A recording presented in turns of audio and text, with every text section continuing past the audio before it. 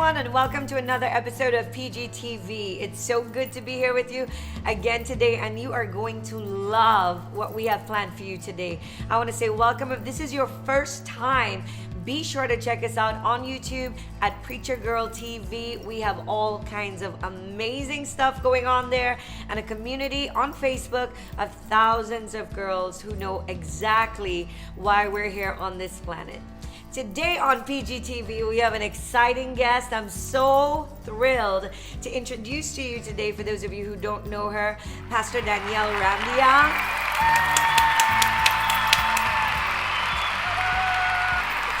And Pastor Danielle is the principal of the Ark Academy in New York City. She's the author of Cadence and her Superpower of Kindness, a children's book, and a line of children's apparel that go along with the book. We'll talk about that. Not only that, but Pastor Danielle is the children's pastor at HopeNYC Church and the mom of 4, ranging all the way from 20 years old down to 3 years old. So if anybody knows how to raise a kid during COVID, it's this young lady right here. So help me welcome, along with the live studio audience today, Pastor Danielle Ramdial. Hi, sis. One thing I didn't mention is Pastor Danielle is also my sister-in-law, so I know her personally, and we go way back. Sissy, as I call her, used to be in my youth group. Do you remember that? I do remember. Yes, I was her youth pastor many decades ago. If you'd like to see my video on staying young, just kidding. We want to talk about today what happened last year in our world. It's one of those things that didn't happen in New York. It happened in our world. I'm talking about COVID. I'm talking about coronavirus and how all of a sudden schools closed for the first time in our history. Schools closed and our kids were stuck at home during quarantine. Tell us about what happened in your house at that time. COVID was definitely something that caused people to have their entire world abruptly changed, abruptly stopped, whether it be from school to extracurricular activities to gathering with friends. I mean, everyone's life, if we're speaking correctly, they were just changed, affected. So you would have days when you'd be home alone, and that changed. Yeah. All of a sudden, you have 4 kids home all day with you. Tell us what that was like. That was very interesting. I'll say that word. It was very interesting. So children normally, they go to school, parents go to work, then they come home, then they, have their extracurricular activities, then they may or may not have dinner together, shower. Everyone has their normal schedules from day to day. When the pandemic happened, it caused everything just to be completely melded in together. So there was a ton of confusion in how do we manage our entire schedules together and run our home and love our kids and do ministry and do life together. I can imagine the kind of challenges that posed for you. So did you have any experience before with homeschooling your children? Because you had to pretty much homeschool 4, even though the older ones could do their own things, still supervision, still the smaller ones needed 24 or at least a full school day. How do you handle that for 4 ages? Well, to answer the first part of the question, I did have experience. I was fortunate enough to have experience with homeschooling. A very dear friend of mine, when I lived in Texas, we actually started out our children homeschooling together when they were very small. Our 2 older children now, when they were small, we started homeschooling. Actually, when we moved here, I don't know if you remember, for the first year, while we were still trying to figure out where do we live, where do we move, while we were setting up our established roles here, we homeschooled for the first year. So there was no right or wrong way, I believe, to say, okay, this is how we're going to do it. It just had to become a way to where it had to work for our family. And that's the important thing. Yeah. So every parent then had to become a teacher at that point in time. Not only you as a principal had to teach your kids and all these other kids, but every single parent had to become a teacher. What were the 2 or 3 things that you had to immediately establish in your own home to make sure your kids didn't fall behind? The most important thing was that as parents, as a teacher, as a caregiver, I had to make sure that my kids knew that they had my full support. That's both me and my husband. That was the first thing that they had to know, that they had to understand times were going to be different, times were going to be tough, but they knew that they can come to us as an advocate. They knew that we would always be in their corner. Did you talk to them about that? Oh, Did you yeah. tell them that face to face? Tell us what that language sounded like, because I think maybe some parents didn't even do that yet. Kids are feeling left out, parents are feeling overwhelmed. What did that conversation need to sound like, and what should it sound like? Well, it definitely has to be organic. There's no written script ever how to raise your kids and how to speak to your kids. You know your children better than anybody else does. And so parents and the viewers who are watching, you have to know what advantage that you have in your child's life. You have the stage in their life. They watch you. They want to emulate you. However you respond or react, they're going to do the same exact thing. And so there's no exact verbiage that you can say to navigate. Who can explain 2020? Who can do that? We can't even do it in memes anymore, right? But authentically coming together and letting your kids know that, hey, school might be different. It might take a little longer. We might stumble. You may even fail. But I promise you that we're going to be here.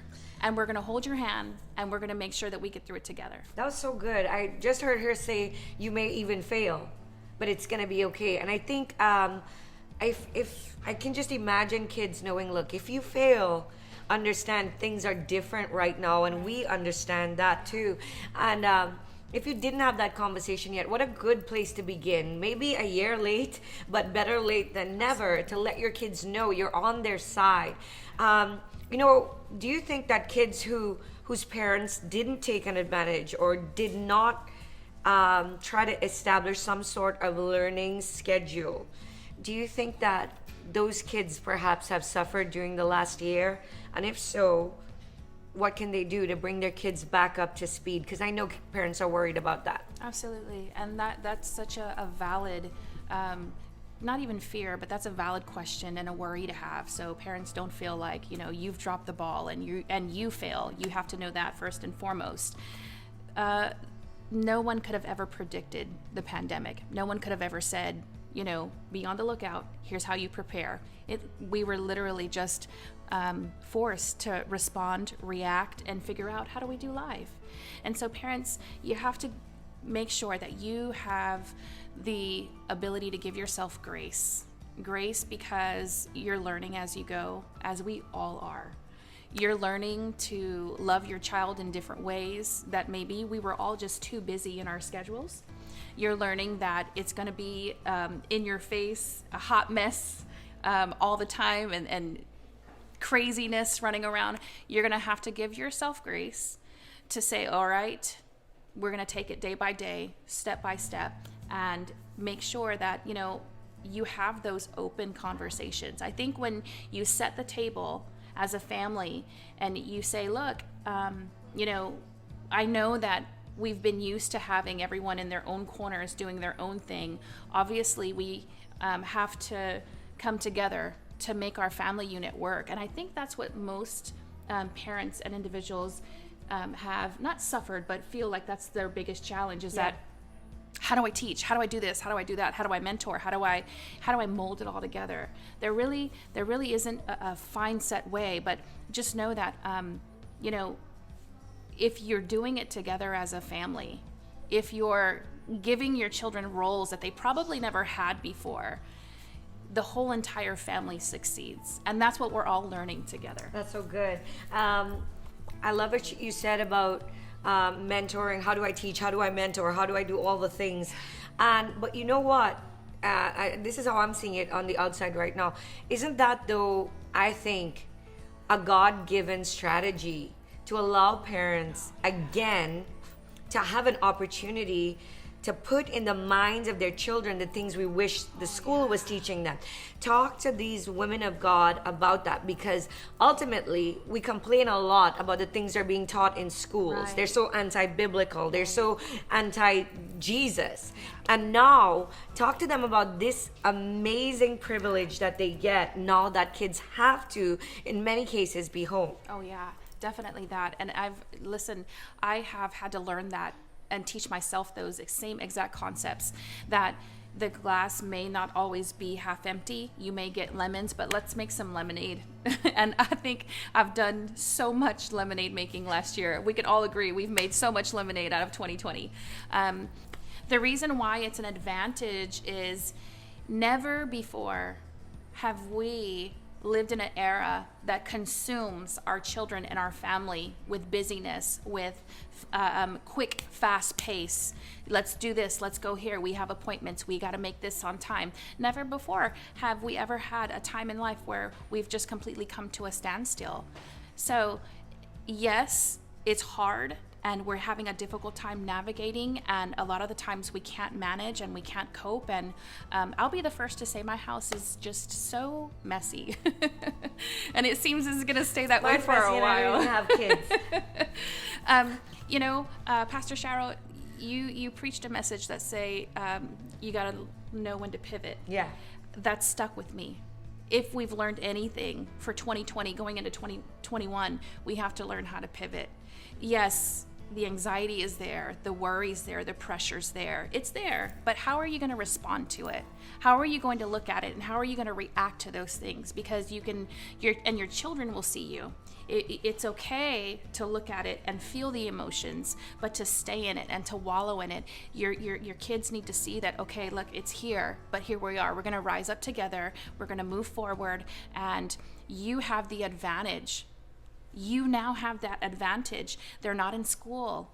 They're not in the hallways where they're being influenced by other children and other kids who have no relationship with Christ. You have that advantage in their life like no one else has right now. So yes, you can look at it from the perspective of, oh my gosh, they're driving me nuts, or they're, making my house messy. Or you can say, look, I'm just going to make lemonade out of it. And I'm going to say, God, now I realize that never before I have this platform in their life. Would you please help me and use me and teach me how to reach my child like I've never done before? I love that. I feel like somebody said once, and it's true, well, many times, that children won't do what you explain, they will do what you example. So they will do what they see their parents do. And if a parent is at home understandably frustrated, understandably tired, then these kids will mirror the same kind of behavior. But I feel like if what Pastor Danielle is talking about, I've seen it in their family, I've seen it with my nieces and my nephews, I've seen it with our kids as well, that if we use the everyday things that we're doing anyway to teach them the life lessons, then we take advantage of time at home. Let me ask you one more question before we go to break, and it's this. Do you make them change their jammies in the morning? Like, you got to get out of your pajamas and put on real clothes, or can they just stay in their pajamas all day? Tell us about that. Well, since we live in the northeastern part of the United States and our winter is longer than most, if it's a snow day, we get to stay in PJs. I'll have grace. That's the magic word, grace. But yes, for me, this is for our home.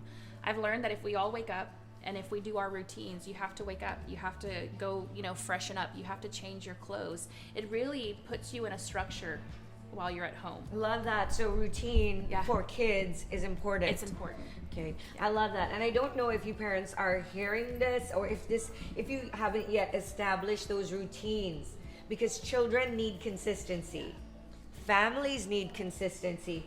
Even in an inconsistent year, we still have to set parameters and examples and routines so they feel a little bit of normalcy. Guys, when we come back right after the break, Pastor Danielle is going to give you tips just for you that you can implement starting today to make sure that your kids don't fall behind in their education and their social development during COVID. See you soon.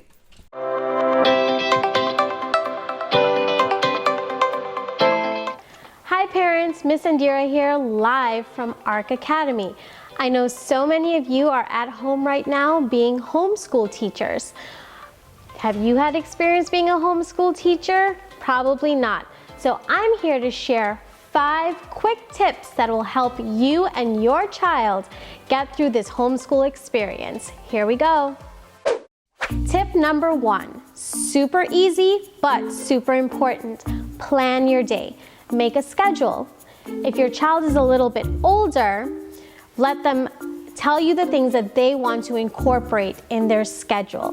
It doesn't have to be anything very long, but a routine through your day will help your homeschool succeed. Tip number 2, make learning fun and interactive. Anything that you have on hand that your child can manipulate to learn their lessons. If you have learning toys, those are a great tool, but simple things that you have around your house can also be used to make your lessons more fun. You know that your 4-year-old is not going to sit there and listen to you as you talk or work on a worksheet all by themselves. So anything that you can bring into your lesson will help them gain the concepts and understand what you're trying to teach. Tip number 3, prepare for an emergency.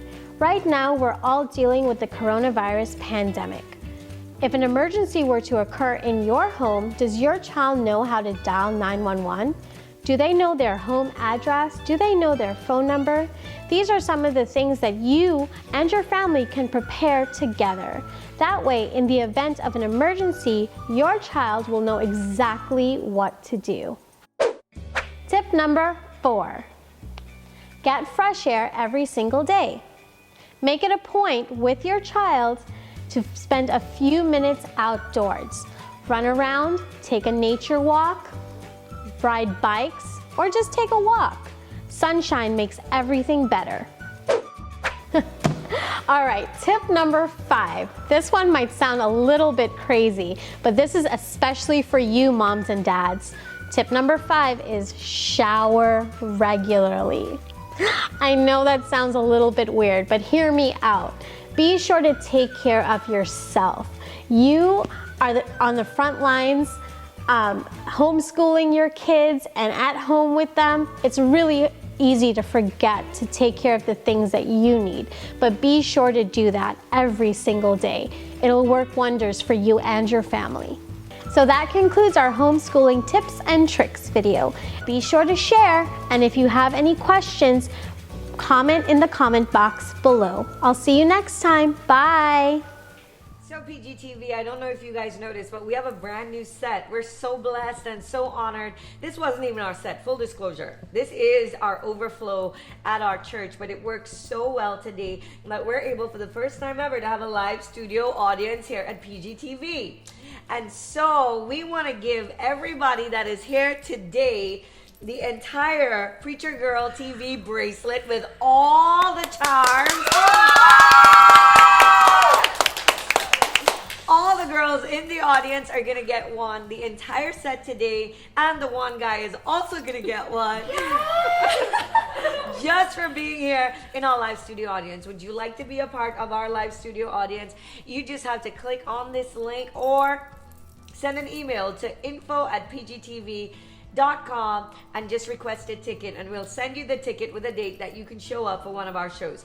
Jumping back into our interview with Pastor Danielle, sis, tell us how language has had to change. The way you communicate with your kids during this time, I'm sure, is different than it was in 2019. To allow my kids to see me whenever I lose my temper or whenever I fuss just one too much, because again, in my mind, I'm going back to an old mindset before the pandemic. I had to just really take a step back, take a breath, get to a place, even if it was in the bathroom, and lock the door, recompose, yourself, or compose yourself again. And when you're done, this was a growing thing for me, moms and dads. I had to make sure that my children knew, and as much as they saw me lose it, they saw me come to them and say, look, I realize that probably wasn't the best response, and I'm sorry. And you explain that's where the new communication is being birthed. You explain to them, this is exactly why I responded the way that I did, and or this is why it was so hot-headed. But if you get your child to really engage them and explain to them, I lost it because I'm really tired of having to ask you guys to clean up or help me do the dishes, and I probably shouldn't have exploded the way I did, and so that's a learning process going forward. We're gonna do better, right? I'm gonna make sure that and you have to help me. So you're engaging your child like this. This is how you're vulnerable. You're saying, look, I realize, I shouldn't have barked at you, or I shouldn't have yelled at you. But if you just help me, if we can all just, meet in the middle, however that looks like in your home, your kids have to take on new roles, just like you have to take on new roles. And you're gonna say, I'm sorry. You're gonna say, I shouldn't have responded that way. But as a child, hey, can you help me? Does that work with your 3-year-old and your 20-year-old and your 15-year-old and your 7-year-old? Some days. I mean, which of those kids is that does that work best for, and which ones just don't respond? You can have those conversations with a 20-year-old, whereas I would say now, because that part of his brain has come to a place to where he has his conscience and a sound mind now. Yes. That's from the counselor perspective, but so I can speak to him as an adult, right? Because he's my child, who always will be, but okay, I'm expecting more responsibility out of you now, because I need you to pull more weight. Whereas with my 4-year-old and with our 7-year-old, it may take a little bit more repetition and you might have to make games out of pitching in and communicating. But let me tell you this, parents need to know that it's okay. It's okay to get frustrated. It's okay to feel like you want to pull your hair out because you can't manage and cope. That is okay, right? And if you get to the point to where you probably didn't have a good parenting moment and you snapped at your youngest little one, I'm telling you, this works more than having a big mature communication with my 20-year-old. I can go back to my 4-year-old and I can scoop her up and I can say, hey babe, I'm really sorry. Mommy is so very sorry that I hurt your feelings. And it is just like magic. It's a reset for our home. And those are the moments that have to become the normal in our pivoting part of life right now. I'm sure so many of our preacher girls out there can say we would be very different if our parents handled us that way. If they thought that saying sorry wasn't an admission that I'm a horrible parent. Right. Saying sorry just means I handled that in a way I probably, wouldn't do it again another day just like it. And so moms, it's all right that what Pastor Danielle is trying to tell you, and you heard it, it's all right that you're frustrated right now. Yeah. It's okay. It's a valid feeling and a valid emotion. You just need to let your kids know that. And they're capable of understanding way more than we're giving them credit for. Yeah. Yes. Okay, so I know you're loving it. I know that it is so much, and we just chip the iceberg right now. And maybe as we see what happens in developments in our medical system here in the United States, we may have Pastor Danielle come back and give you additional steps on how to really train your kids during these times.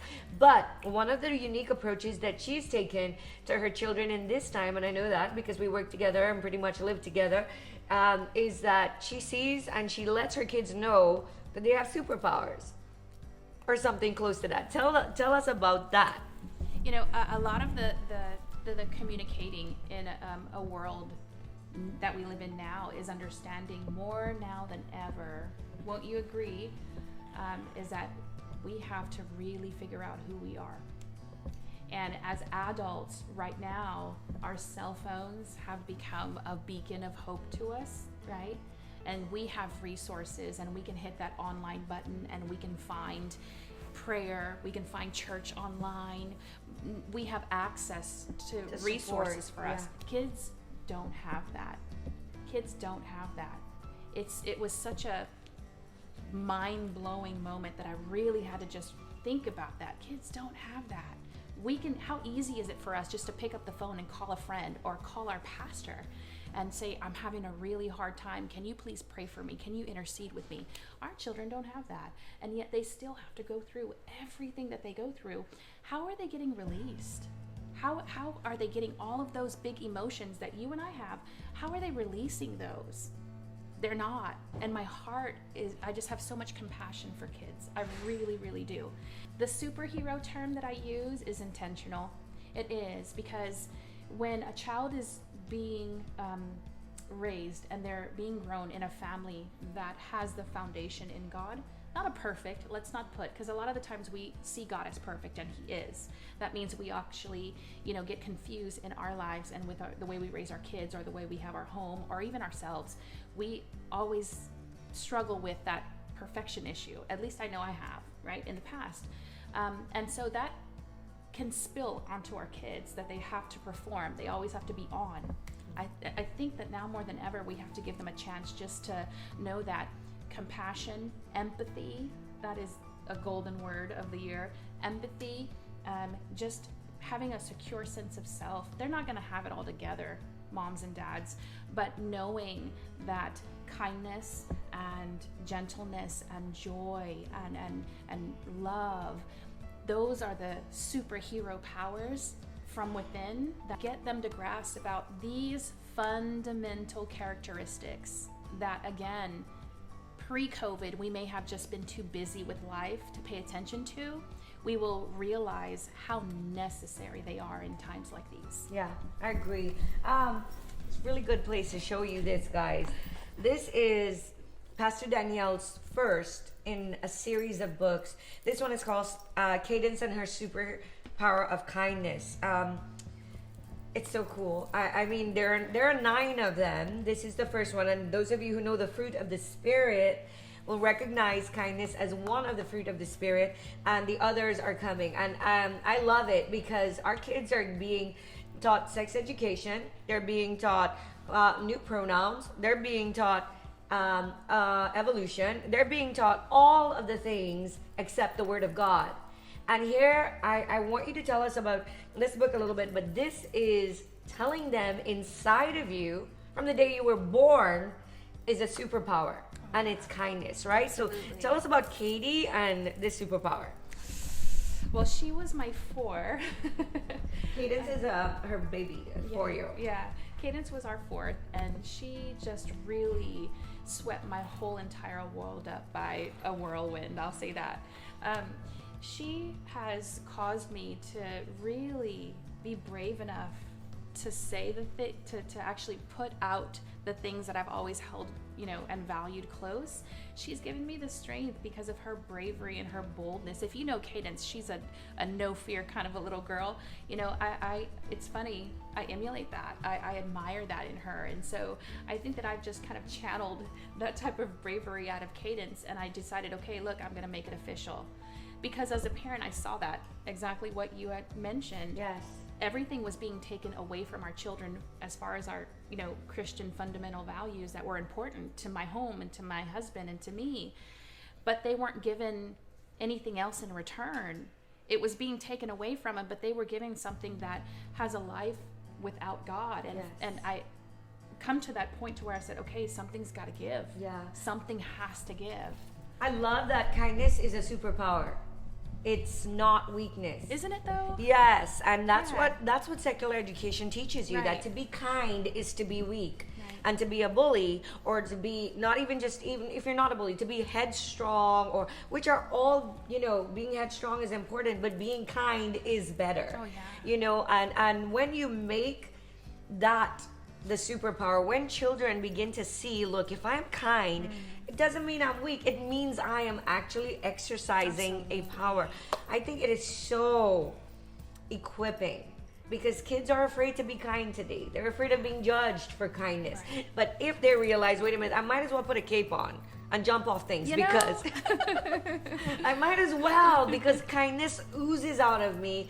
I love it. And if you would like to find out more about this book, you can find it on the PGTV Facebook community. It's also at preachergirltv.com in the store. You can find this book, and the book I don't know if this is still available, but I know very, very little bit. Okay, she has a very limited amount of these tiny t-shirts that come with the book, as well as a red superhero cape that they can wear and run around with. And when I say limited, I mean probably not even double digits. So if you want to get these, you need to go there as soon as possible. That's at preachergirltv.com, and the other ways to get it, we'll just include it in the credits of this episode. But Pastor Danielle, what's the next book in the series? Her next adventure is going to be her adventure with joy. Don't we need it? We need joy. We need lots of joy. Oh my gosh, if a 4-year-old or a 5-year-old could realize, if they're happy, if they feel that joy, it's actually a superpower. Guys, these are the fruit of the Spirit. Kindness, right? To see that as a superpower is the most, to me, enabling and noble and amazing Christian value, because our schools aren't teaching that. No. Our schools aren't teaching that the values of Christian living are actually superpowers. Tell us about that. What are your thoughts on that? You're absolutely right. I think you hit the nail on the head there. Not only that, but if we're, again, being real with one another, don't we live in an era now to where, Christianity has been silenced like never before? And not only that, but we're being mocked, as Jesus said we would. Yes. And the values that we hold on to, which is from Jesus and from God, they're being made fun of. They're being put in a light to say that they're humorous and weak and meaningless. And if you have values, you're backward, Absolutely. you're archaic, you're not progressive. Right. Let me tell you something. That is a lie from the pits of hell. Yeah.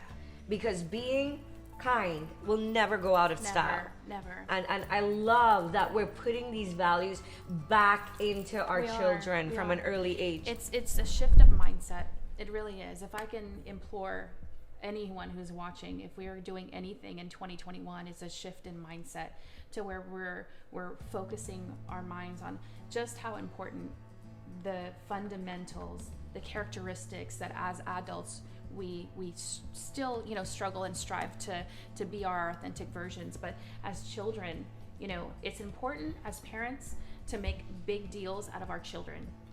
If you have the platform of having a child, if you have that blessing of having a child in your life, let me tell you something. You make the biggest deal out of who they are. They are your most important asset.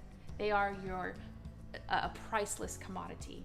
And I'll also say, in the instances where we see where they don't get that from home, haven't we learned that they will go out and look for it in other places? I love that. And so I'm excited. I'm excited for joy. I think if anything in 2021 we need is an overdose of joy. It's been such a big deal in my heart and my spirit. I think that was really the way God meant for it to come out that way, So, Pastor Danielle, thank you so much for having me. Are you kidding? Thank you. Thank you so much for being here with us on PGTV. This was awesome. Oh my Our gosh. audience, did you guys enjoy Pastor Danielle today? And remember, if you want to be part of this audience, all you have to do is send us an email, say send me a ticket, and we will put you on the schedule. Don't you ever forget that if God calls you, no one can uncall you. And you don't need a pulpit. You just need a message. Love you guys. Bye.